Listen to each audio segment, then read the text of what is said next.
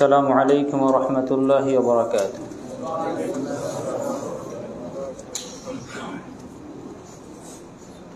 إن الحمد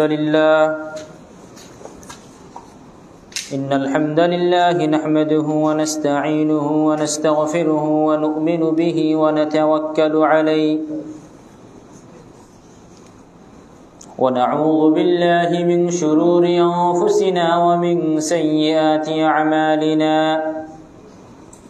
من يهده الله فلا مضل له ومن يضلله فلا هادي له وأشهد أن لا إله إلا الله وحده لا شريك له وأشهد أن محمدًا عبده ورسوله. أعوذ بالله من الشيطان الرجيم. بسم الله الرحمن الرحيم. يا أيها الناس اتقوا ربكم الذي خلقكم من نفس واحدة وخلق منها زوجها وبث منهما رجالا كثيرا ونساء واتقوا الله الذي تساءلون به والأرحام إن الله كان عليكم رقيبا. يا أيها الذين آمنوا اتقوا الله وقولوا قولا سديدا يصلح لكم أعمالكم ويغفر لكم ذنوبكم ومن يطع الله ورسوله فقد فاز فوزا عظيما. يا أيها الذين آمنوا اتقوا الله حق تقاته ولا تموتن إلا وأنتم مسلمون. أما بعد فإن خير الحديث كتاب الله وخير الهدي هدي محمد صلى الله عليه وسلم وشر الأمور محدثاتها وكل محدثة بدعة وكل بدعة ضلالة وكل ضلالة في النار. الحمد لله প্রশংসা মাত্র আল্লাহ তাআলার জন্য, যার অশেষ মেহেরবানিতে আমরা আজকে আসরের পরে গুরুত্বপূর্ণ এক কিতাবুত তাওহীদের দার্সে বসার তৌফিক পেয়েছি। তাই মহান রব্বুল আলামিনের প্রশংসা জ্ঞাপনার্থে বলি আলহামদুলিল্লাহ। দুরূদ ও সালাম বর্ষিত হোক শেষ নবী সৈয়দুল মুরসালিন খাতামুন নবিয়্যিন মুহাম্মদ সাল্লাল্লাহু আলাইহি ওয়াসাল্লামের উপর আল্লাহুম্মা সাল্লি আলাইহি আল্লাহুম্মা বারিক আলাইহি। সম্মানিত উপস্থিতি, আমরা আজকে কিতাবুত তাওহীদের তৃতীয় অধ্যায় নিয়ে আলোচনা করব ইনশাআল্লাহ। ওয়া মা তৌফিক ইল্লা বিল্লাহ আলাইহি তাওয়াক্কালতু ওয়া ইলাইহি উনীব।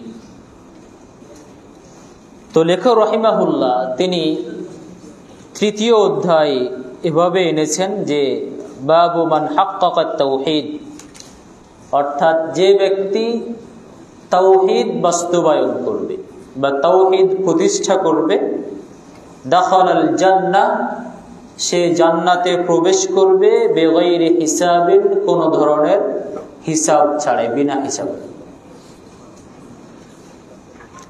তো এখানে তাওহীদ যদি আমরা বাস্তবায়ন করতে পারি, তাওহীদ যদি আমরা প্রতিষ্ঠা করতে পারি আমাদের জীবনে, তো লেখক রহিমাহুল্লাহ বলছেন যে আমাদের পরকালে কোনো হিসাব হবে না।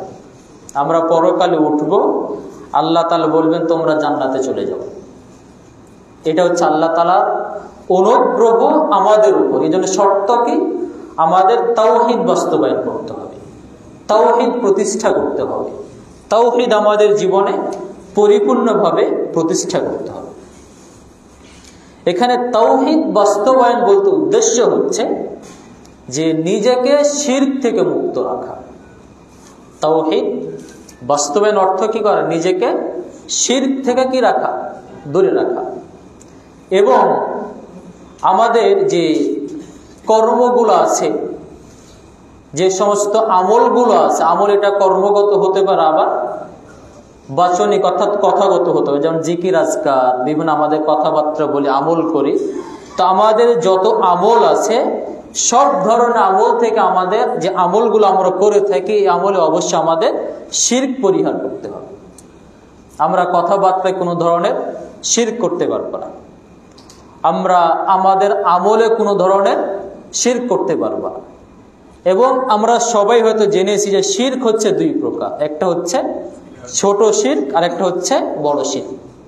তো তাওহীদ বাস্তবায়ন, তাওহীদ প্রতিষ্ঠা মানে হচ্ছে যে আমাদের জীবনে কোনো ধরনের ছোট শিরক এবং বড় শিরক স্থান পাবে না।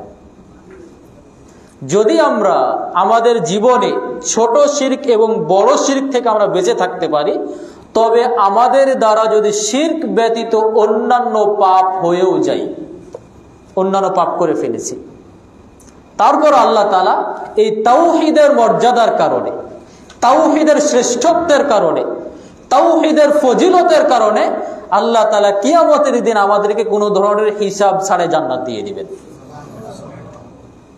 তো এজন্য লেখক বলছেন যে মান হাক্কাকাত তাওহীদ, কেউ যদি তাওহীদ বাস্তবায়ন করতে পারে তবে দাখালাল জান্নাহ, সে জান্নাতে প্রবেশ করবে, বেগাইরি হিসাবিন, কোনো ধরনের হিসাব ছাড়াই, কোনো ধরনের হিসাব গ্রহণ করা হবে না কিয়ামতের দিনে। তো এরপরে লেখক রাহিমাহুল্লাহ তিনি একটা আয়াত এনেছেন। আল্লাহ তাআলা বলছেন ইন্না ইব্রাহিমা কানা উম্মাতান কানিতান লিল্লাহ, অর্থাৎ ইব্রাহিম আলাইহিস সালাম ছিলেন কানা উম্মাহ, তিনি একাই একটা জাতি ছিলেন। তিনি একা একটা কি ছিলেন? জাতি ছিলেন। কথাটা কিন্তু গুরুত্বপূর্ণ। বলছেন তিনি একাই একজন কি ছিলেন? জাতি ছিলেন। তার মানে জাতি বলতে আমরা কি বুঝি? একটা বিরাট দল থাকা লাগবে। কিন্তু আল্লাহ বলছেন তিনি একাই একজন কি ছিলেন? জাতি ছিলেন। তার মানে হচ্ছে আমি যদি সঠিক দিনের ওপরে যদি থাকি, আমি যদি সঠিক বিশ্বাসের ওপরে থাকি, আমি যদি সঠিক মানহাজের ওপরে থাকি এবং গোটা পৃথিবী যদি অন্য দিকে চলে যায়, তারপর আমি একাই 100, আমি একাই 100, আমি একাই একটা উম্মাহ তৈরি করে ফেলেছি। এজন্য অনেক সালাফ বলেছেন যে তুমি যদি একাই দিনের ওপরে থাকো, তুমি যদি একাই সঠিক পথের ওপরে থাকো, তবে তুমি একাই একজন উম্মাহ। কে কি করছে এটা তোমার দেখার বিষয় নেই, তোমার ভয় করার কিছু নেই। তুমি বলবে যে সবাই কোন দিকে চলে গেছে, হয়তো আমি ভুলের উপরে আছি, হয়তো আমি বিপদে চলে যাচ্ছি, কিন্তু না, আল্লাহ তাআলা বলছেন যে না, ইব্রাহিম তিনি একাই একজন কি ছিলেন? উম্মাহ ছিলেন, কারণ তিনি একাই দিনের উপরে কি ছিলেন? অটল ছিলেন। তিনি আল্লাহ তাআলা বলছেন যে ইন্না ইব্রাহিমা কানা উম্মাতান, অর্থাৎ ইব্রাহিম তিনি একাই একটা জাতি ছিলেন, একা একটা উম্মাহ ছিলেন। তার মানে এই অংশ থেকে আমরা বুঝতে পারি যে দিনের পথে চলতে গিয়ে যদি সবাই বিপথে চলে যায়, যদি আমি একাই যদি নিঃসঙ্গ হয়ে যাই, তবে এখানে ভয়ের কিছু নাই। আমি তখন এই আয়াতকে মনে করব আল্লাহ তাআলা বলেছেন যে উম্মাহ ছিলেন ইব্রাহিম একাই, অতএব আমি যদি একাই থাকি, অন্যরা যদি চলে যায়, তবু আমি একাই উম্মাহ, এটা আমি ধারণ করে তখন আমি সান্ত্বনা নিব এবং সামনের দিকে আমি তখন চলবো ইনশাআল্লাহ।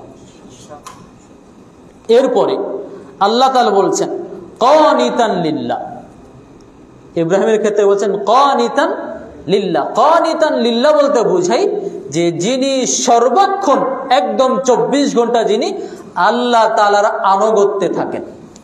আল্লাহ তাআলা বলেন তিনি ছিলেন একাই একটা উম্মাহ এবং তিনি সর্বদা ছিলেন আল্লাহর আনুগত্যশীল। এখন প্রশ্ন হতে পারে যে সর্বদা আল্লাহর আনুগত্য কিভাবে হতে পারে?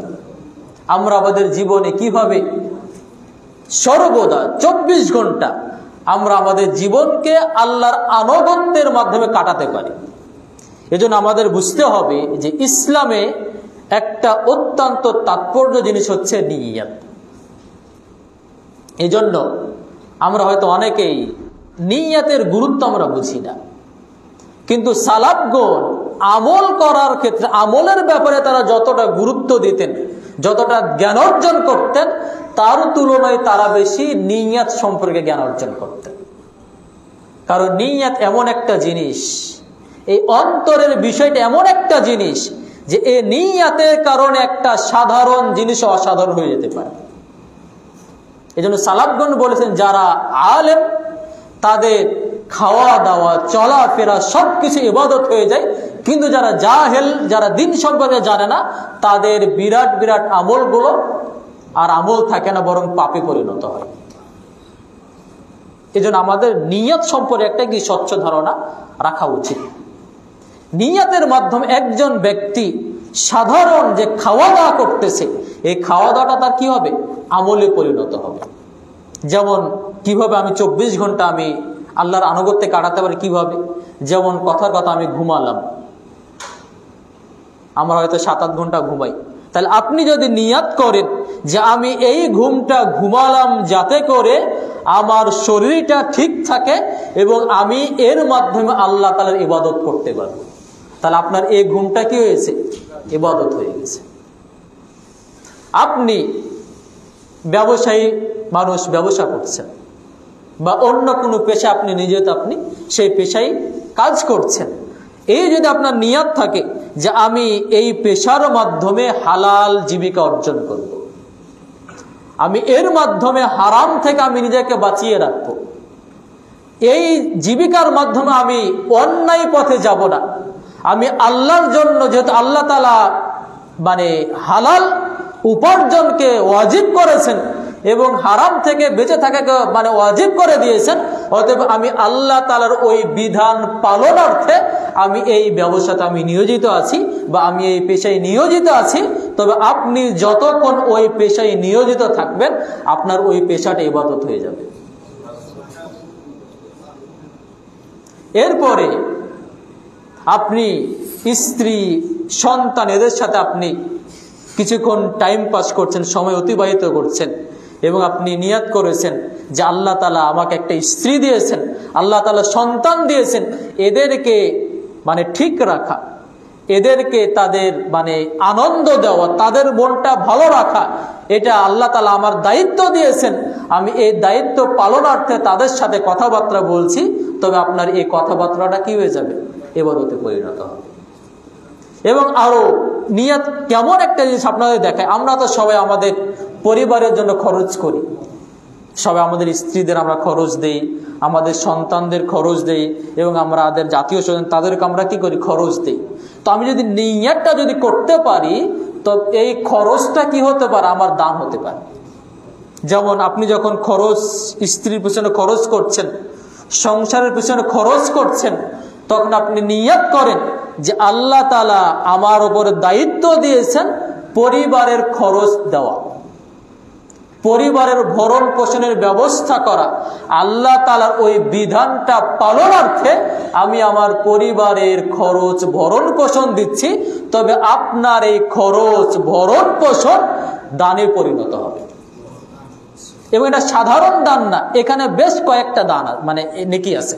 একটা হচ্ছে আল্লাহ তাআলা আপনার উপরে যে পরিবারের ভরণ পোষণের দায়িত্ব দিয়েছিল, ওয়াজিব বিধান দিয়েছিল, আপনি এই ওয়াজিব বিধানটা কি করলেন? পালন করলেন। তাহলে এই ওয়াজিব বিধান পালন করা একটা নেকি হচ্ছে।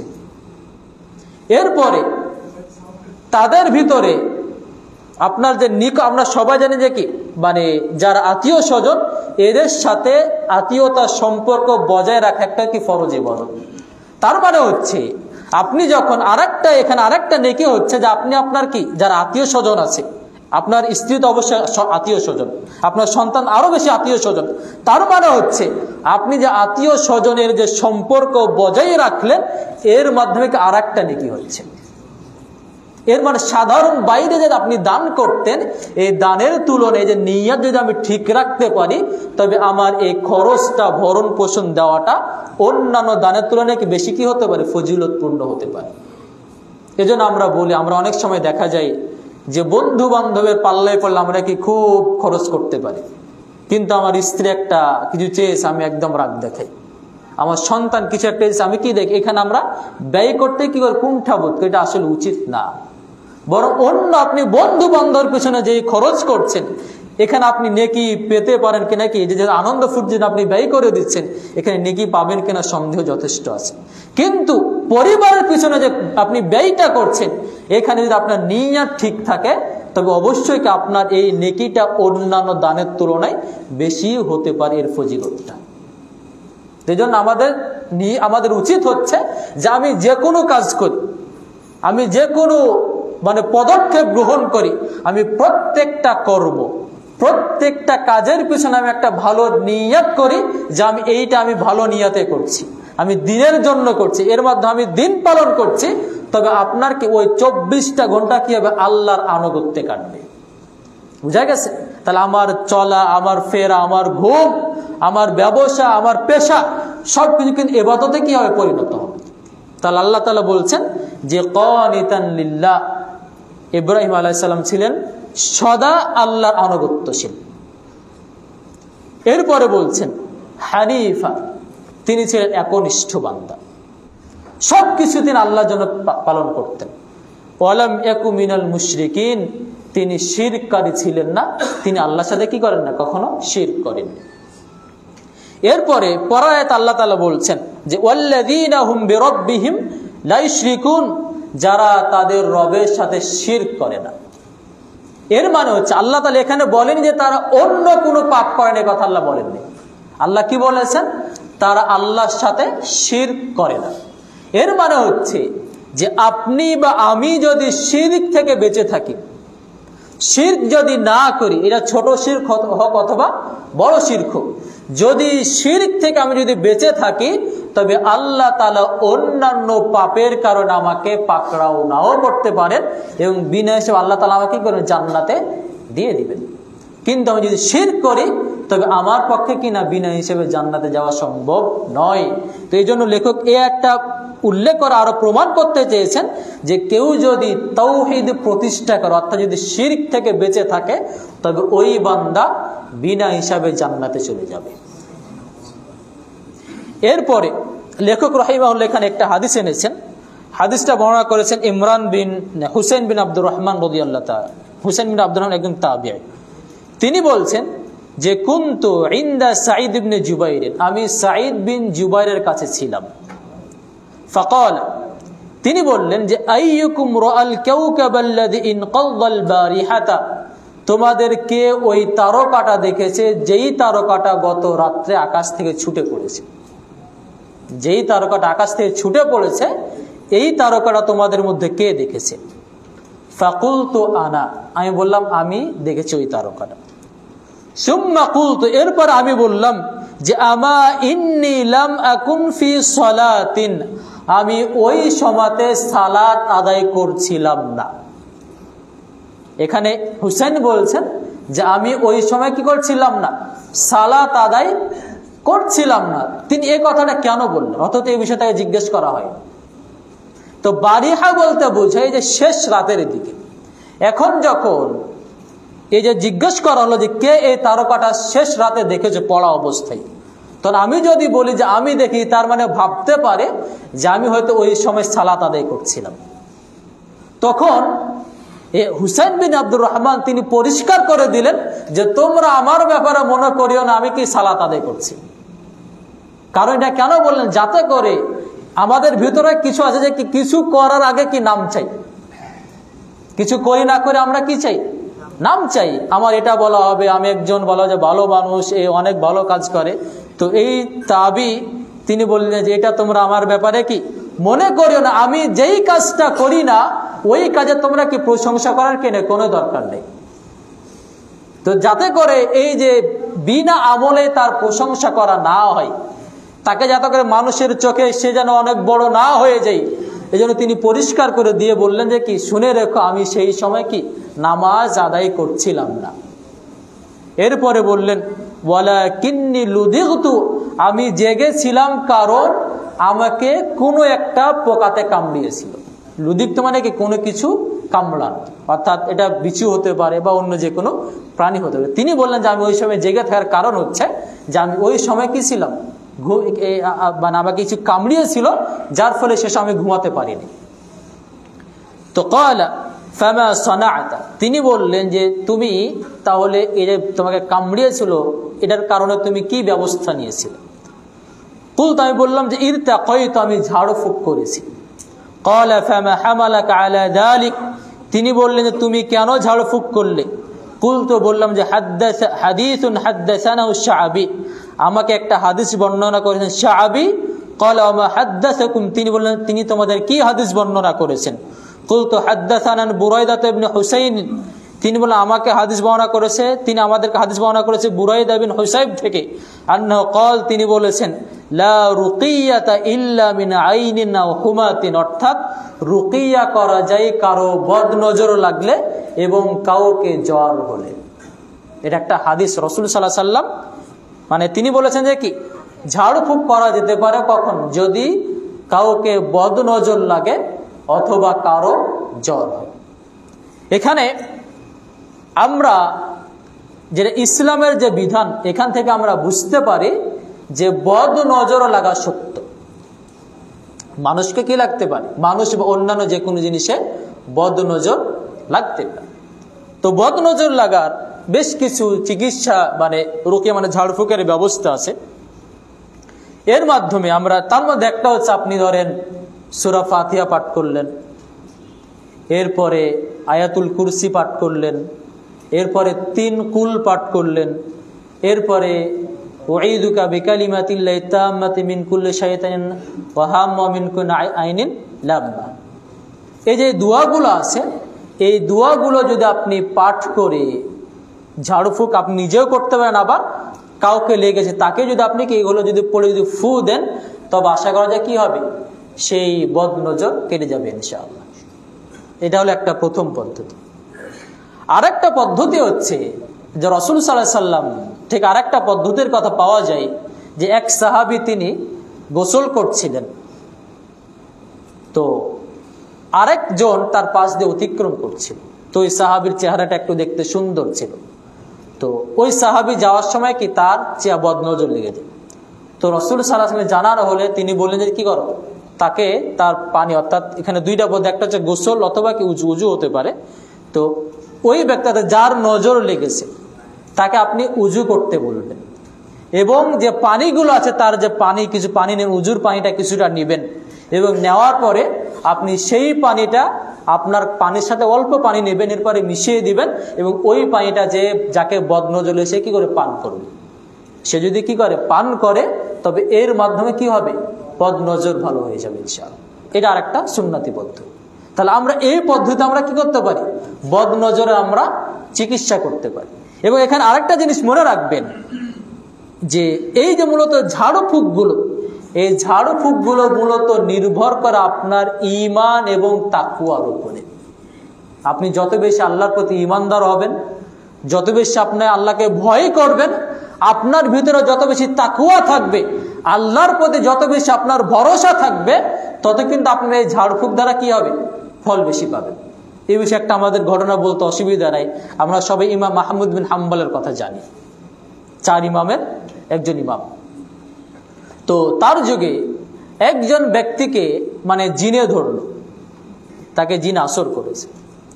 তো এরপরে আহমদ বিন হাম্বলের কাছে এটা বলা হলো যে এই ধরনের তাকে জিনে ধরেছে। তো ইমাম আহমদ বিন হাম্বল বলে পাঠালেন যে তুমি ওই জিনকে বলে দিবা যে আহমদ বিন হাম্বল তোমাকে বলেছে তুমি যেন চলে যাও এখান থেকে, টাকা ছিঁড়ে যেন চলে যাও।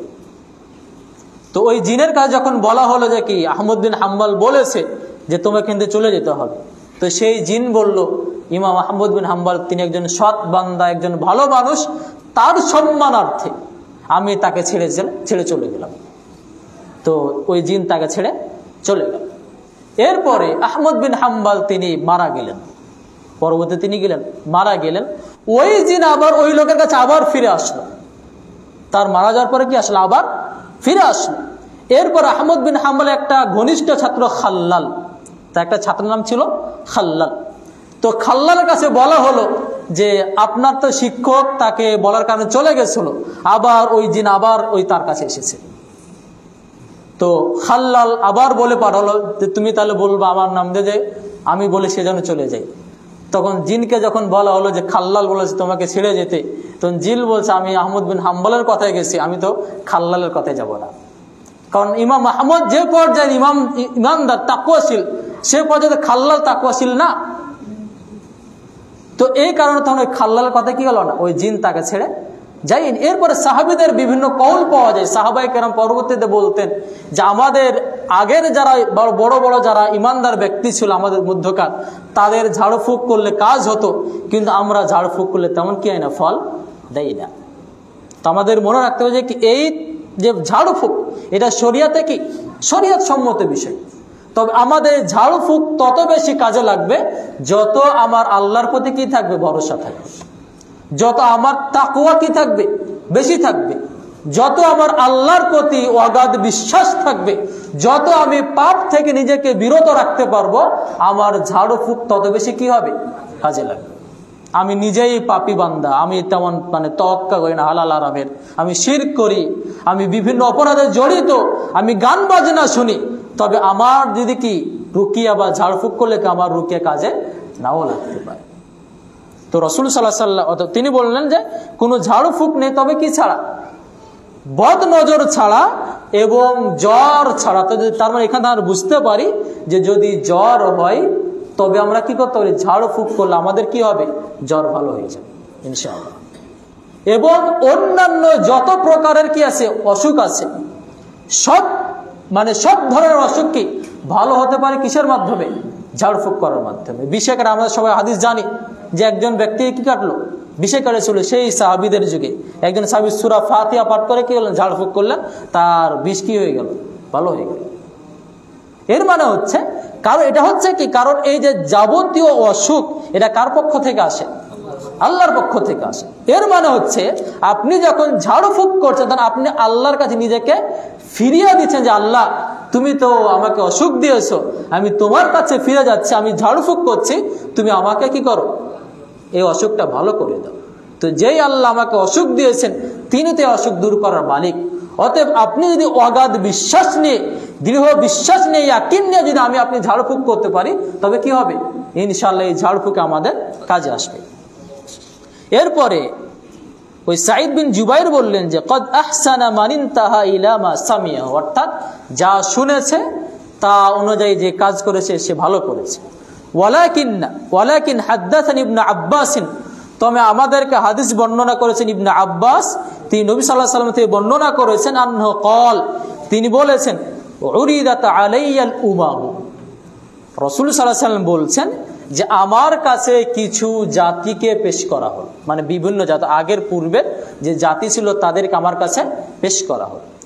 ফারাআইতুন নাবিয়্যা ওয়া মাআহুর রাহতু, আমি একজন নবীকে দেখলাম যার সাথে তার এক দল উম্মাহ রয়েছে, মানে কিছু সংখ্যক কি আছে, উম্মাহ আছে, তার অনুসারী রয়েছে। ওয়ান নাবিয়্যা ওয়া মাআহু আর-রাজুলু ওয়ার-রাজুলান, আরেকজন নবীকে দেখলাম যার সাথে একজন অথবা মাত্র দুইজন অনুসারী, মানে তার অনুসারীর সংখ্যা কত, একজন অথবা মাত্র দুইজন। ওয়ান নাবিয়্যা ওয়া লাইসা মাআহু আহাদুন, আরেকজন নবীকে দেখলাম যার সাথে তার কোনো উম্মাহ নাই, মানে তার কথাই কেউ ঈমান আনেনি।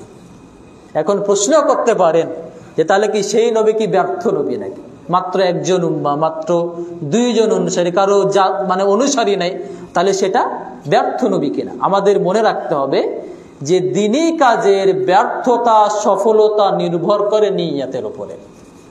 আমাদের এটা জিনিসটা মনে রাখতে হবে, দ্বীনি কাজের ব্যর্থতা কি সফলতা নির্ভর করে কার উপরে, নিয়তের উপর। আপনি খুব দাওয়াতি কাজ করলেন, আপনার অনুসারী অনেক বেশি হয়ে গেছে, কিন্তু আপনার নিজের নিয়ত কি নেই, ঠিক নেই, তবে আপনি কি সফল না, আপনি কি না সফল না। কিন্তু আপনি দাওয়াত দিলেন একনিষ্ঠতার সাথে, খুব ভালোভাবে, আপনার নিয়তও ঠিক আছে, আপনার কি নাই, কোনো অনুসারী নয়, কেউ আপনার কথা শুনলো না, তার উপর আপনি কি সফল ব্যক্তি, পরকাল আপনার কে আমলটা আপনার নাজাতের জন্য কি হবে, যথেষ্ট হবে। কিন্তু আপনি যে নিয়ত ঠিক নাই, অনেক অনুসারী বানিয়ে ফেলেছেন, অনেক দ্বীনি কাজ করে ফেলেছেন, নিয়ত ঠিক নেই, তবে কি এই নিয়ত ঠিক না থাকার কারণে আপনার এই দ্বীনি কাজ তো কোনো উপকার আসবে না, বরং কি হবে, পরকালে জাহান্নামে যাওয়ার কি হবে, কারণ হবে। আমরা সবাই আদি জানি না যে 3 জন ব্যক্তির দ্বারা কি করা হবে, জাহান্নাম উদ্বোধন করা হবে। ওরা তো ভালো কাজ করেছে, জিহাদ করেছে, জিহাদ করে আল্লাহর রাস্তায় কি জীবন দিয়ে দিয়েছে। একজন ব্যক্তি কারি পাঠক, কোরআনের পাঠক, তার মানে কি সে মানুষকে কোরআন শিক্ষা দিয়েছে, সে মানুষকে কি কোরআন কি জানিয়েছে। আর একজন ব্যক্তির কথা জানেন যে সে কি করেছিল, সে দানশীল ছিল, দান করেছে, অনেক দান করেছে, কিন্তু তার কি নাই, নিয়ত ঠিক নাই। কিন্তু কি এই ধরনের দিনী কাজে কি আসে না, কোনো তার সফলতা আসেনি। আমাদের মূলনীতি মনে রাখতে হবে যে দিনী কাজের সফলতা এবং ব্যর্থতাতে নির্ভর করে কার উপরে, নিয়তের উপরে। নিয়ত যদি ঠিক থাকে, আপনি মানুষকে দাওয়াত দিয়েছেন, আপনার দাওয়াত কেউ কবুল করেন, তবে আপনি কি সফল মানুষ। বুঝা গেছে? এবং এখান থেকে আরেকটা জিনিস মনে রাখবেন, আমাদের মনে রাখতে হবে যে জনসংখ্যা অনুসারী বেশি হোক কিনা সত্যের মাপকাঠি নয়। এই অংশ আমাদের কি প্রমাণ করে, বেশি অনুসারী মানে সে সঠিক পথের অনুসারী, এটা কি হয় না, প্রমাণ হয় না। কারণ এই যে নবী, তিনি দাওয়াত দিয়ে গেছেন, কিন্তু তার একজনও তার কথা কেউ শুনেনি। তার মানে কি সবে কি ছিল, অন্য পথের পথিক ছিল। এখন যদি কি হয়, হকের মানদণ্ড যদি কি জনসংখ্যা হয়, অনুসারী হয়, তবে প্রমাণ হবে যে এই নবী কি ছিলেন, ভুল পথে ছিলেন। নাউযুবিল্লাহ মিন যালিক। বুঝা গেছে? তাহলে এই হাদিসটা আমরা কি বুঝতে পারি যে দাওয়াতি দিনী কাজের সফলতা মূলত কার উপর নির্ভরশীল না, বেশি অনুসারীর উপর নির্ভরশীল নয়, বরং দিনী কাজের সফলতা নির্ভরশীল হচ্ছে নিয়তের উপর। এই জন্য আমরা কি করব, যে কোনো দিনী কাজ করে, আমরা যেটা শুরুতে বললাম যে এই নিয়ত এমন একটা জিনিস যে আপনার কি একটা মানে সাধারণ কাজও কি হতে পারে, অসাধারণে পরিণত হতে পারে। কথার কথা আমি একটা ছোট্ট উদাহরণ দিই। ধরেন আপনি রাস্তা দিয়ে যাচ্ছেন, দেখলেন যে একজন মানে নারী অ্যাক্সিডেন্ট করেছে, কথার কথা, এখন তাকে হাসপাতাল নিয়ে যেতে হবে। এখন 2 জন ধরেছে, আপনি একজন ছিলেন, সাথে আরেকজন ছিল। আপনার নিয়ত হচ্ছে কি, তাকে কি করা, সাহায্য করা, তাকে কি করা, সাহায্য করা, যাতে করে সে বেঁচে যায়, জানে কি থাকে বেঁচে যায়। আরো যে ব্যক্তি, সেও ধরে নিয়ে গেছে, কিন্তু তার চিন্তা একটু ব্যতিক্রম চিন্তা ছিল। তাহলে দেখেন, একই কাজ করেছে, আপনিও তাকে ধরে নিয়ে গেলেন, সেও তাকে কি করেছে, ধরে নিয়ে গেছে, কিন্তু ওই একজনের কি হচ্ছে, পাপ হচ্ছে, আর একজন আপনার কি হচ্ছে, নেকি হচ্ছে। এটা কিসের কারণ? এটা হচ্ছে নিয়তের পাওয়ার ক্ষমতা। বুঝা গেছে? এই জন্য আমরা বলবো যে আমাদের সার্বক্ষণিক আমরা আমাদের এই নিয়তটাকে কি রাখি, ধরে রাখার চেষ্টা করি। কারণ শয়তান মূলত হামলা করে কার উপরে, নিয়তের উপর। কারণ নিয়তের উপরে কি আপনার দিনী কাজ অদিনী কাজ হয়ে যেতে পারে, এবং কি একটা সাধারণ কাজ কি হতে পারে, দিনী কাজে পরিণত হতে পারে। এই যে আমাদের মনে রাখতে, শয়তান মানুষকে বিভিন্নভাবে কি করে, চক্রান্ত করে, তার বিরুদ্ধে মানুষকে অসুয়াশা দেয়। যেহেতু নিয়ত একটা বড় গুরুত্বপূর্ণ বিষয়, এই জন্য আমাদের নিয়ত দেখবেন যে আমরা ধরে রাখতে পারি না কোনো সময়। বারবার নিয়ত কি হতে থাকে, চেঞ্জ হতেই থাকে। আমি সকালে ভাবি যে আজকে ভালো কাজ করব, এটা আল্লাহর জন্য কাজ করবো, কিন্তু ওই কাজটা আপনি যখন করতে গেলেন, তাহলে নিয়ত একটু কি চলে আসতেছে, গড়বিন চলে আসতেছে। কারণ শয়তান সবসময় চাই কি করতে, নিয়তটাকে বিপদে নিয়ে যেতে। এই জন্য আমাদের উচিত যে নিয়তের ব্যাপারে কি খুব যত্নশীল হওয়া। তো তিনি বললেন যে আরেকজন আমি নবীকে দেখলাম, যার সাথে কেউ ছিল না, তার উম্মা একজনও ছিল না। ইদ রুফিয়ালি সাওয়াদুন আযীমুন, হঠাৎ আমার সামনে একটা বিরাট দল তুলে ধরা হলো, আর একটা দল আসে, বিরাট দল। ফাযানানতু আন্নাহুম উম্মতি, আমি মনে করলাম এরা হচ্ছে আমার উম্মাহ। রাসূল সাল্লাল্লাহু আলাইহি ওয়াসাল্লাম বলছেন যে একটা বিরাট দল দেখলাম, এই দলটা দেখার পরে মনে হলো যে এটাই হচ্ছে কি আমার উম্মাহ। ফাকিল আলী, আমাকে বলা হলো, হাযা মূসা ওয়া কওমুহু, এটা হচ্ছে মূসা এবং তার জাতি, এটা আপনার উম্মাহ নয়। এখান থেকে আমরা কি বুঝলাম যে মূসারও কি ছিল, অনেক অনুসারী ছিল। ফানাযারতু ফাইদা সাওয়াদুন আযীমুন, আমি আবার দেখলাম আর একটা বিরাট দল আমার কাছে পেশ করা হলো। ফাকিল আলী, আমাকে বলা হলো, হাদিহি উম্মাতু, এটা হচ্ছে আপনার উম্মাহ, এটা আপনার কি অনুসারী। ওয়া মাআহু ৭০ আলফান, তাদের সাথে ছিল ৭০,০০০ লোক, ইয়াদখুলুনাল জান্নাত, যারা জান্নাতে প্রবেশ করবে, বিগাইরি হিসাবিন ওয়ালা আযাবিন, কোন ধরনের কি হিসাব এবং আযাব ছাড়াই, বিনা আযাবে কি বিনা হিসাবে তারা কোথায় চলে যাবে, জান্নাতে চলে যাবে। অন্য বর্ণনে আছে যে ৭০-এর সাথে ৭০,০০০ সাথে ৭০,০০০ গুণ দিতে হবে, মানে ৭০,০০০ সাথে কি হতো, ৭০,০০০ গুণ, তাহলে এখানে অনেক হয়ে যায়। অনেক মানে অনেক হয়েছে সম্ভবত, মানে কি 50-60 49 কোটি হয়ে যেতে পারে, আরো মানে সম্ভবত এই ধরনের। তার মানে অনুমানিক আছে 49 কোটি। এদের সংখ্যা কত হবে? 49 আরো সামথিং, 49 কোটি ধরে কাছাকাছি কত? 50 কোটি এরা। সুম্মা নাহাদা ফাদাখালা মানজিলাহু, রাসূল সাল্লাল্লাহু আলাইহি ওয়াসাল্লাম এই কথা বলার পরে তিনি আবার তার বাড়িতে চলে গেলেন, তার ঘরে প্রবেশ করলেন। ফাখাদান নাস ফি উলাইক, তো রাসূল সাল্লাল্লাহু আলাইহি ওয়াসাল্লাম এই কথা বলার পরে যখন তিনি ঘরে চলে গেলেন, মানুষেরা তখন আলোচনা শুরু করলেন, এই লোকগুলো কারা যারা বিনা হিসাবে জান্নাতে চলে যাবে? কারা এই লোক? কে লোক এরা হতে পারে? ফাকালা বা'দুহুম, কোন কোন সাহাবী বললেন, ফালাআল্লাহুমুল্লাযীনা সাহিবু রাসূলাল্লাহ, এরা হয়তো তারাই যারা রাসূল সাল্লাল্লাহু আলাইহি ওয়াসাল্লামের সাহাবী, যারা সাহাবী হয়তো কি তারাই কি বিনা হিসাবে জান্নাতে যাবে। ওয়া ক্বালা বা'দুহুম, আবার কেউ কেউ বললেন, ফালাআল্লাহুমুল্লাযীনা উলিদু ফিস ইসলাম, এরা হচ্ছে তারাই যারা হয়তো কি ইসলামের উপরে জন্মগ্রহণ করেছে, ফালাম ইশরিকু বিল্লাহি শাইয়ান, এরপর আল্লাহর সাথে কারোর সাথে আল্লাহর সাথে কাউকে শরীক করেনি। তো ফাখরাদু আলাইহিম রাসূলুল্লাহ সাল্লাল্লাহু আলাইহি ওয়াসাল্লাম, যখন মানুষের এই নাকি আলোচনা শুরু করলো, তো রাসূল সাল্লাল্লাহু আলাইহি ওয়াসাল্লাম আবার তাদের কাছে বের হয়ে আসলেন। ফাখবারুহু, রাসূল সাল্লাল্লাহু আলাইহি ওয়াসাল্লাম তাদেরকে সংবাদ দিলেন এরা হচ্ছে কারা। এখানে আমাদের একটা বিষয় মনে রাখতে হবে, এটা জ্ঞান অর্জনের একটা আদব। রাসূল সাল্লাল্লাহু আলাইহি ওয়াসাল্লাম চাইলে বলতে পারতেন, মানে বলে তিনি ঘরে ঢুকতে পারতেন হচ্ছে এরা লোক হবে, কিন্তু রাসূল সাল্লাল্লাহু আলাইহি ওয়াসাল্লাম এই কথা বলেননি। রাসূল সাল্লাল্লাহু আলাইহি কথা কি করলেন না, বললেন না, না বলে তিনি কথা চলে গেলেন, ঘরে চলে গেলেন। সাহাবায়ে কেরাম আলোচনা শুরু করলো কারা এরা হতে পারে। এটার কারণটা কি? এটার কারণ হচ্ছে যে আগ্রহ সৃষ্টি করা। এটার অর্থ কি করা? আগ্রহ সৃষ্টি করা। এই জন্য আপনি যদি একটা কথা মানে ডিরেক্ট বলে দেন, ওটা কি কর্ণপাত নাও করতে পারে, এটার গুরুত্ব তেমন থাকবে না। তো এই জন্য শিক্ষা দেওয়ার একটা আদব হচ্ছে যে আপনি যখন কাউকে কোন একটা গুরুত্বপূর্ণ কথা বলবেন, তার পূর্বে বিভিন্ন পদ্ধতিতে আপনি কি তার মাঝে কি করেন? আগ্রহ তৈরি করেন। তার মাঝে কি করেন? আগ্রহ তৈরি করেন। যখন দেখবেন যে তারা আগ্রহী হয়েছে, যখন দেখবেন তাদের ভিতর আগ্রহ কি হয়েছে? তৈরি হয়েছে, তখন আপনি তাদেরকে সেই পদ্ধতিটা বা সেই কথাটা বলেন, দেখবেন কি সেই কথাটা তারা কি রাখবে? ভালোভাবে মনে রাখবে। তো রাসূল সাল্লাল্লাহু আলাইহি ওয়াসাল্লামের শিক্ষাদানের পদ্ধতিটা ছিল, তিনি বিভিন্নভাবে সাহাবীদের প্রশ্ন করেছেন। আমরা সবাই জানি যে রাসূল সাল্লাল্লাহু আলাইহি ওয়াসাল্লাম একদিন প্রশ্ন করলেন, তোমরা এমন একটা গাছের কথা বলতে পারো যেই গাছের কখনো পাতা পড়ে না। আপনারা জানেন, ঘটনা জানেন। তো রাসূল সাল্লাল্লাহু আলাইহি ওয়াসাল্লাম সরাসরি বলতে পারতেন এই গাছটা হচ্ছে অমুক গাছ, তিনি বললেন না কেন? যাতে করে তাদের ভিতরে কি হয়? আগ্রহ সৃষ্টি হয়। এ ধরনের আরো ঘটনা পাওয়া যায় যে রাসূল সাল্লাল্লাহু আলাইহি ওয়াসাল্লাম এক সাহাবীকে বললেন যে আমি যখন মসজিদ থেকে বের হব, তোমাকে আমি একটা গুরুত্বপূর্ণ আয়াত শিক্ষা দিব।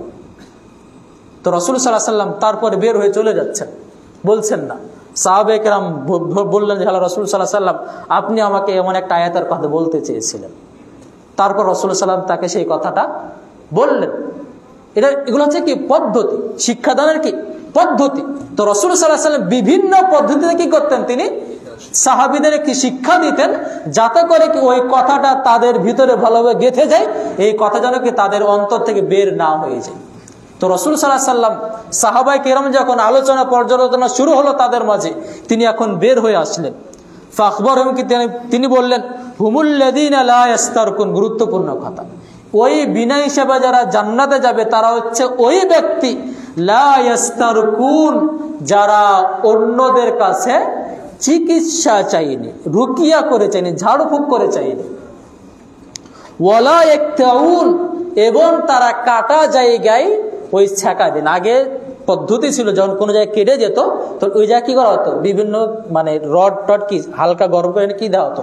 ছ্যাঁক দেওয়া হতো, তাকে রক্তটা কি হতো? রক্ত বন্ধ হয়ে যেত। তো রাসূল সাল্লাল্লাহু আলাইহি ওয়াসাল্লাম কি তারা কি করেন? এই ধরনের ছ্যাঁক টাক দেয় না।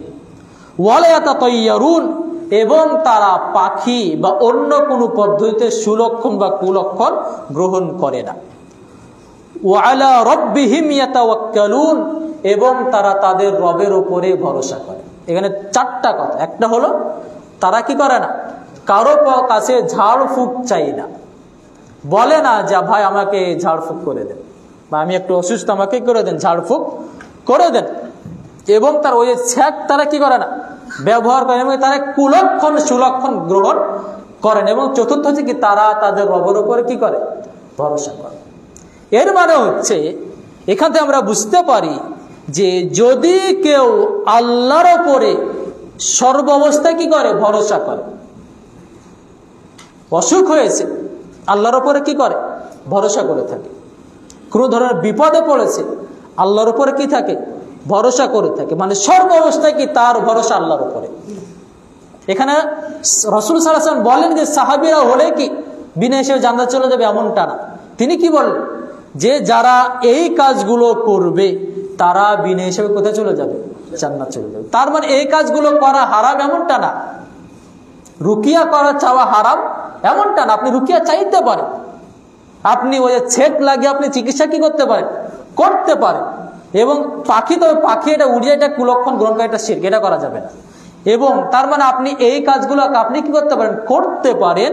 তবে কি এই কাজগুলো না করে আপনি কি করলেন, আল্লাহর উপরে ভরসা করলেন। আপনি বললেন যে আল্লাহ তাআলা আমাকে অসুখ দিয়েছে, আমি আল্লাহর উপরে ভরসা করলাম, তিনি আমার অসুখ দূর করে দিবেন। আল্লাহ তাআলা আমাকে একটা পরীক্ষায় ফেলেছেন, তিনি আমার পরীক্ষা থেকে আমাকে কি করবেন, দূরে রাখবেন। আপনি কোনো বিপদে পড়েছেন, আল্লাহর উপরে ভরসা করলেন যে আল্লাহ তাআলা বিপদ দাতা, তিনি আমার এই বিপদ দূর করবে। যে আল্লাহর উপরে ভরসা সব কাজে, সব কাজে কি আপনি যদি আল্লাহর উপরে কি করতেন, ভরসা করতে পারেন, তবে কি আপনার তাওহীদ কি হবে, আপনি বাস্তবায়ন। এই হাদিসে এটাই উদ্দেশ্য, আপনি যত আল্লাহর প্রতি ভরসা করবেন তত আপনার দ্বারা কি তাওহীদ কি হবে, বাস্তবায়ন হবে, এবং আপনি কি বিনা হিসেবে জান্নাতে চলে যাবেন। এবং আমরা জানি যে ঈমানের যে 6টা রকম, তার মধ্যে একটা হলো কি, তাকদীরের প্রতি বিশ্বাস রাখা। আমাদের প্রশ্ন হতে পারে তাকদীরের প্রতি বিশ্বাস রাখা এটা আবার গুরুত্বপূর্ণ বিষয় কি হলো, এটা অনেক গুরুত্বপূর্ণ বিষয়। আপনারা সবাই জানেন যে মুসলিম দেশগুলো যদি কি দারিদ্র দেশ, গরিব দেশ হয়, তারপর সেখানে আত্মহত্যা প্রবণতা বেশি কার তুলনায় সেই পশ্চিমা দেশগুলো তুলনায়, যারা কি পৃথিবীর সব থেকে বেশি করে সুযোগ সুবিধা ভোগ করে। কারণটা কি? কারণ এই যে তাকদীর, মুসলিমরা কি মনে করে, আল্লাহ আমাকে বিপদ দিয়েছেন, আল্লাহ আমার আছেন, বা আমি যদি বিপদে, যদি দুনিয়া যদি আমি হারাই, তারপর আমার কি আছে, পরকাল আছে। কিন্তু তারা যখন দেখে যে দুনিয়াতে কোন একটা বিপদে পড়ে গেছে, তাদের পরকালে বিশ্বাস নাই, তারা ভাববে যে আমার দুনিয়া বিফলে, তাহলে এই জীবন রেখার লাভটা কি আমার। বুঝা গেছে? এই জন্য অনেকে বলে থাকে যে মুসলিমদেরকে বাঁচিয়ে রাখে তাদের আলহামদুলিল্লাহ বলা। এর মানে কি, আপনি বিপদে পড়েছেন, আলহামদুলিল্লাহ, আল্লাহ আমাকে যা দিয়েছেন ভালোই আছে, এর মধ্যে কল্যাণ আছে। আপনার ভিতরে একটা কি পাবেন, প্রশান্তি পাবেন। এই জন্য মনে রাখবেন যে তাকদীরের প্রতি যার যত বিশ্বাস, তার কাছে বিপদ তত বেশি তুচ্ছ। মনে রাখবেন যে তাকদীরের প্রতি যার যত কি গভীর বিশ্বাস আছে, তার কাছে বিপদ কি তত বেশি তুচ্ছ। এখন কেউ যদি বিপদে পড়ে হাহুতাশ করে, আর যদি বলে যে আমি তাকদীরের প্রতি আমার অগাধ বিশ্বাস, আপনি মনে হয় সে কি মিথ্যা কথা বলতেছে। বা আপনি নিজে যদি দেখেন যে আপনি কোনো বিপদে পড়ে একদম দমড়ে মুছড়ে গেছেন, একদম নিজেকে নড়াতে চড়াতে পারছেন, একদম হাই হুতাশ করে পড়ছেন, তবে আপনি মনে রাখেন যে আপনার কি নেই, তাকদীরের প্রতি অগাধ বিশ্বাস নেই। আপনি তাকদীরের প্রতি কি বাড়ান, বিশ্বাস বাড়ান, আপনার কি হবে, আপনার জীবন সুন্দর হবে। আপনি বিপদ, আপনি কি একদম শক্তিশালী থাকতে পারবেন। আপনার কাছে বিপদ সব তুচ্ছ মনে হবে। আপনি যখন বিশ্বাস করবেন যেহেতু আল্লাহ তাআলা আমার তকদিরে এই বিপদটা লিখে দিয়েছেন, তাহলে আমার এখানে তো করার কিছু ছিল না। আল্লাহ যেহেতু লিখে দিয়েছেন, আল্লাহ কি করবেন, এটা লিখে দিয়েছেন, আমার তো এখানে কোনো তেমন কি নাই, হাত নাই, আমি তো যা করার করেছি। আপনি তখন কি একটা শান্তনা, এরপর আপনি বিশ্বাস রাখবেন যে আপনার হাদিস, যে হাদিস রাসূল সাল্লাল্লাহু আলাইহি ওয়াসাল্লাম বলেছেন যে আযাবান লিআমরিল মুমিন, মুমিনের প্রত্যেকটা বিষয় বিস্ময়কর। রাসূল সাল্লাল্লাহু আলাইহি ওয়াসাল্লাম বলেছেন যে মুমিনের কি প্রত্যেকটা বিষয় কি অবাক করা বিষয়। এমন কি সে যখন কি তার একটা কাটাও ফুড়ে, তখন এর মাধ্যমে তার গুনাহ মাফ হয়ে যায়, এর মাধ্যমে তার কি হয়ে যায়, গুনাহ মাফ হয়ে যায়। আপনি যখন তাকদীরে বিশ্বাস আছে, আপনি বিপদে পড়লেন, আপনি তাকদীরকে মেনে নিলেন এবং আল্লাহর প্রতি অনুরাগ করলেন না, আল্লাহর প্রতি অভিযোগ করলেন না, বরং আলহামদুলিল্লাহ বললেন, তখন কি হবে, আপনার এই বিপদের মাধ্যমে আল্লাহ তাআলা আপনাকে নেকি দিবেন এবং পরকালে আপনার কি জান্নাতের স্তর বাড়িয়ে দিবেন।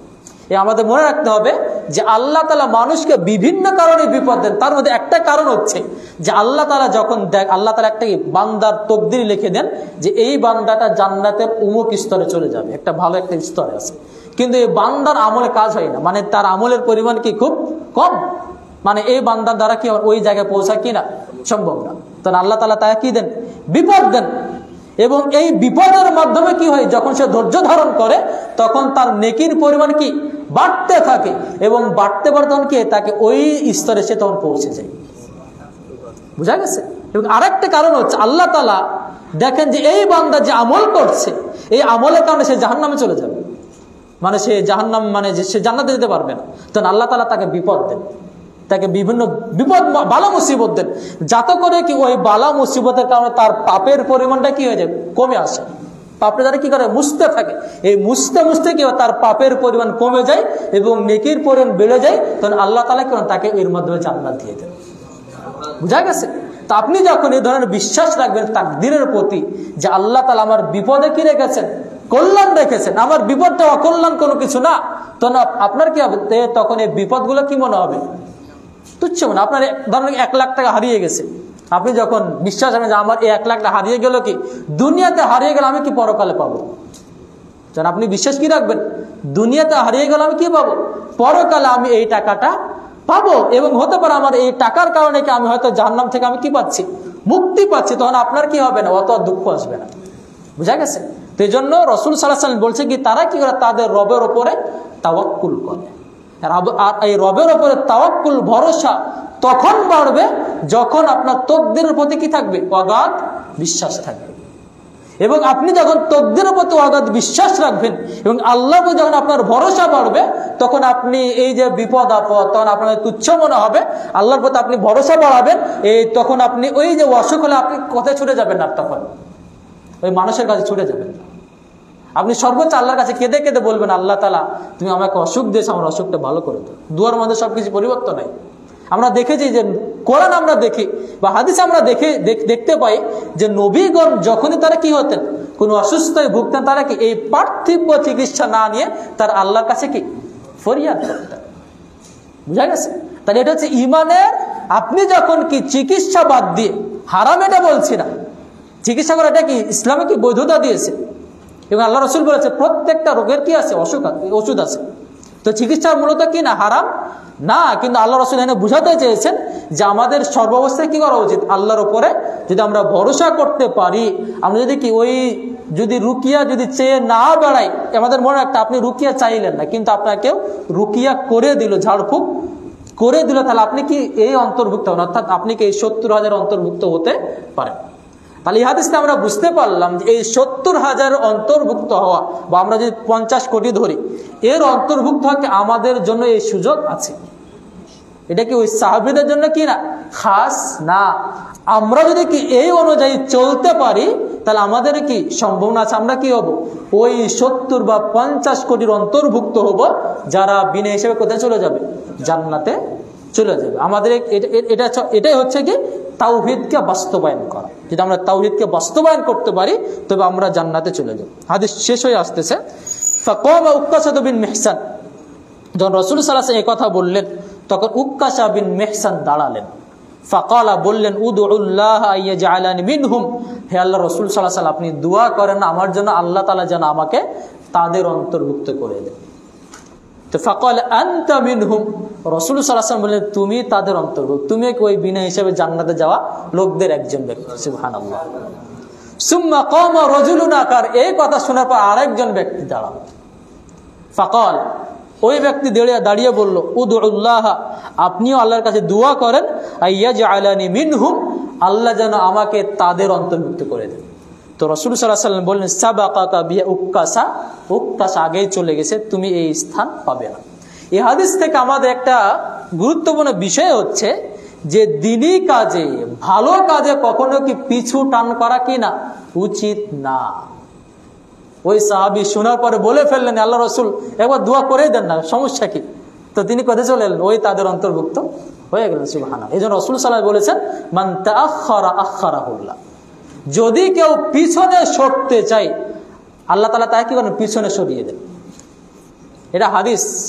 রাসূল সাল্লাল্লাহু আলাইহি ওয়াসাল্লাম কি বলেছেন, মান তাআখারা আখারাহুল্লাহ, যে পিছনে সরতে চায়, আল্লাহ তাআলা তাকে কি করেন, পিছনে সরিয়ে দেন। আপনি এজন্য কি ভালো কাজে কখনো কি করা উচিত না, পিছু টান নেওয়া উচিত না। যদি আপনি পিছু টান নিতেই থাকেন, কেউ একটা ভালো কাজের কথা সুযোগ পেলে আপনি দূরে থাকলেন, আর একটা সুযোগ আবারও দূরে থাকলেন, দেখবেন যে কি এক পর্যায়ে কি আপনার দ্বারা কি আর ভালো কাজ করা কি হবে না, সম্ভব হবে না।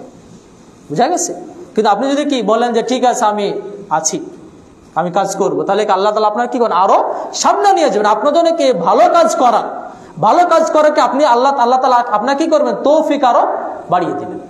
সেই জন্য আমাদের উচিত কি করা, ভালো কাজে কোনো ধরনের পিছুটা না না আমরা কি করবো সবসময়, মানে ভালো কাজ আসলে আমরা কি করবো, একদম আগে যাওয়ার আমরা চেষ্টা করবো ইনশাআল্লাহ। তো আমরা এখান থেকে আলোচনা শেষ করতে পারবো। তবে আমাদের এখানে আবার আমরা শেষ কথা বলছি, যেটা হচ্ছে যে আল্লাহর প্রতি আমাদের কি রাখতে হবে, তাওয়াক্কুল রাখতে হবে। আমাদের মূল কথা এটা, আল্লাহর প্রতি কি রাখতে হবে, আমাদের তাওয়াক্কুল রাখতে হবে এবং আমাদের আমলগুলোকে শিরক মুক্ত করতে হবে। এবং তাওয়াক্কুল আরেকটা আমরা হাদিস বলে শেষ করব।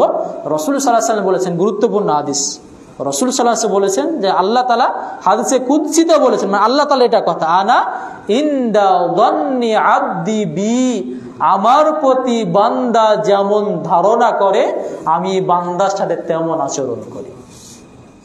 গুরুত্বপূর্ণ কথা। আল্লাহ তাআলা কি বলে, আল্লাহ তাআলার কথা এটা, বান্দা আমার ব্যাপারে কি করে, যেমন ধারণা করে আমি বান্দার সাথে কি করি তেমন আচরণ করি। এই জন্য কি বিপদে পড়বেন, আল্লাহর প্রতি কি রাখেন, ভালো ধারণা রাখেন, আল্লাহ তাআলা আমার এই বিপদ দূর করে দিবেন। অসুখ হয়েছে, আল্লাহর প্রতি কি রাখেন, ভালো ধারণা রাখেন, আল্লাহ আমার এই অসুখ দূর করে দিবেন। আল্লাহ দেবেন যে আপনার অসুখ দূর করে, আপনি এ ধরনের অনেক প্রমাণ পাবেন। হঠাৎ এমন একটা জায়গায় গিয়েছেন, কথার কথা এমন আমরা হয়, এমন একটা জায়গায় গেছে, রাত হয়ে গেছে, মনে হয় যেন গাড়ি টাড়ি পাবো না। সবার এই ধরনের ঘটনা আছে, সবার জীবনে আছে।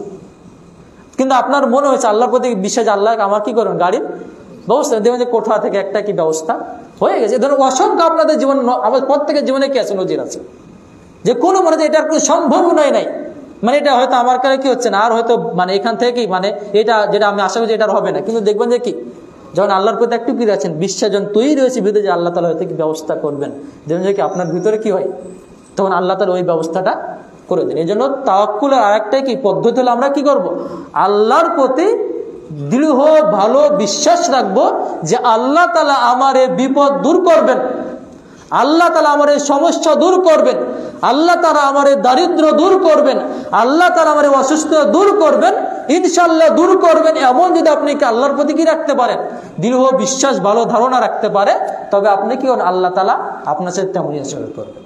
আর আপনি বিপদে পড়ার পরে মনে হচ্ছে যে আল্লাহ আমাকে খুঁজে পায়, আর কাউরে পায় না, আল্লাহ আমারই শুধু অসুখ দেয়, আমি তো ভালো কাজ করি, এরপরে আমারই বিপদ হয়, মানে আল্লাহর প্রতি যে কুধারণা, তাহলে আপনার জীবনে কি ধরনের বিপদ আর কি থাকবে, বাড়তেই থাকবে।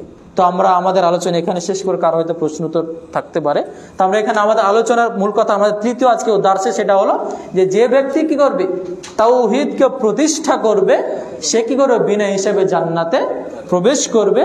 আর তাওহীদ প্রতিষ্ঠা মানে কি করা, ছোট বড় যাবতীয় শিরিক থেকে নিজের আমলকে বাঁচিয়ে রাখা, ছোট এবং বড় শিরক থেকে নিজের আমলকে কি রাখা, বাঁচিয়ে রাখা।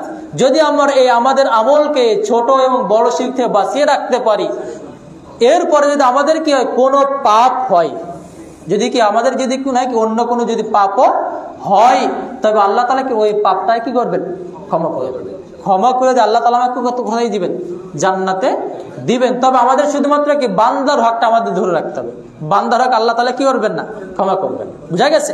তাহলে বান্দার হক ব্যতীত অন্যান্য যদি পাপ যদি কি হয়ে যায়, তবে আল্লাহ তাআলার সম্ভাবনা আছে আল্লাহ তাআলা কি করবেন, ক্ষমা করে দিয়ে জান্নাতে প্রবেশ করাবেন। আল্লাহর কাছে দোয়া করে আল্লাহ যেন আমাদেরকে এই লোকদের অন্তর্ভুক্ত করেন যাদেরকে আল্লাহ তাআলা কোনো শাস্তি কি হিসাব ছাড়াই জান্নাতে প্রবেশ করেন। আল্লাহ আমাদের কবুল করেন, আমিন।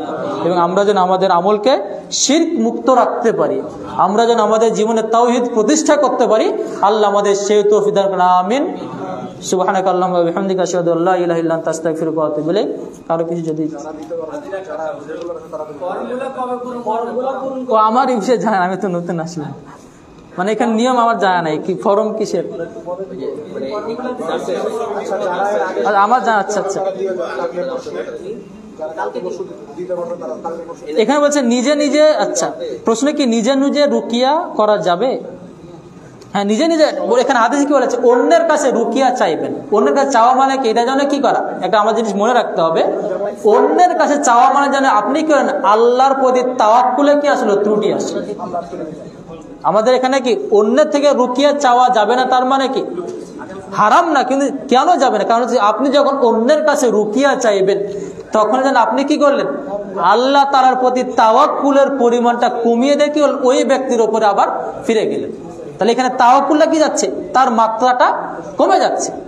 কিন্তু যখন আপনি নিজে নিজে রুকিয়া করছেন তখন এটা কি, ওই আল্লাহ রুকিয়া মানে কি আল্লাহর প্রতি ভরসা করা। রুকিয়া মানে মূলত কি আল্লাহর প্রতি কি করা, ভরসা করা, যে আপনি এই দোয়াগুলো পাঠ করলাম, আল্লাহ তাআলা কি এই দোয়ার মাধ্যমে আল্লাহ তাআলা এই অসুখটা ভালো করে দেবে। এই জন্য কি যদি নিজে নিজে কি রুকিয়া করে তবে কি হবে না, ওই অন্যের কাছে রুকিয়া চাওয়ার অন্তর্ভুক্ত হবে না, এবং কি হবে, সে ব্যক্তি আশা করা যায় কি ওই 70,000 ব্যক্তির অন্তর্ভুক্ত থাকবে ইনশাআল্লাহ।